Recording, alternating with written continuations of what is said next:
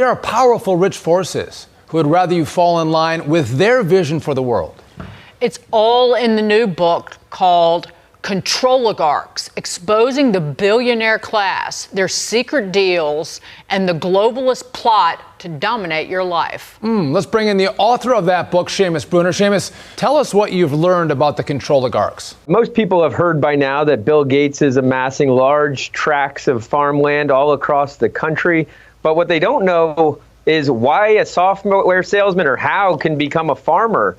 And it's actually very interesting. Bill Gates has adapted this Microsoft strategy from the 1990s that got it into trouble with antitrust regulators.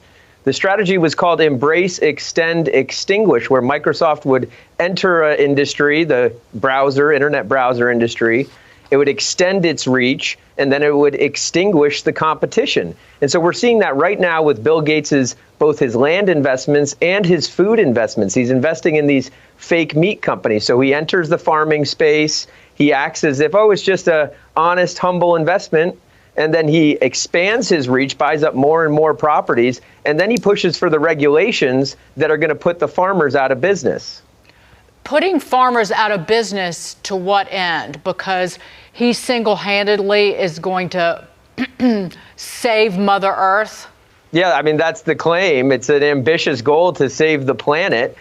He talks about the fertilizers, and it just so happens that he owns investments that have new climate-friendly patented fertilizers. So he's cornering the fertilizer market, the food, the land market, and then, yes, through representatives like Alexandria Ocasio-Cortez, you hear her talk about cow flatulence and why we need to ban cows. You can see in Europe, the governments are much further along in banning the cows. Ireland, for example, is set to slaughter 40,000 cows. You've seen the Dutch farmers have been protesting the new fertilizer restrictions. It just so happens that Bill Gates' investments benefit from these policies that the farmers are so upset about. So, Seamus, I know you can't look into the mind of Bill Gates, but is he doing this because he wants money, power, influence? Is he doing this for the good of humanity, which I can't believe that's the answer? But what's the purpose behind why he's doing what he's doing?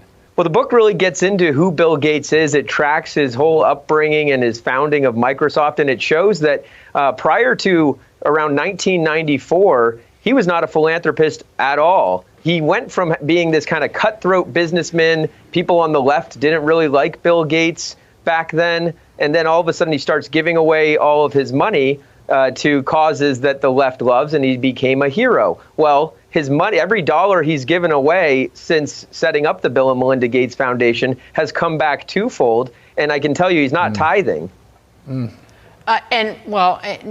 His judgment is poor, knowing that he was rubbing elbows with Jeffrey Epstein.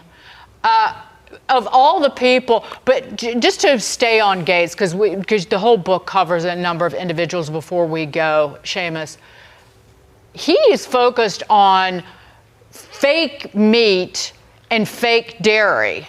It's synthetic dairy and lab-grown meat. So if he has his way, we will never be able to eat real food. We will eat food that Bill Gates has a hand and a dollar in creating. That is a frightening prospect.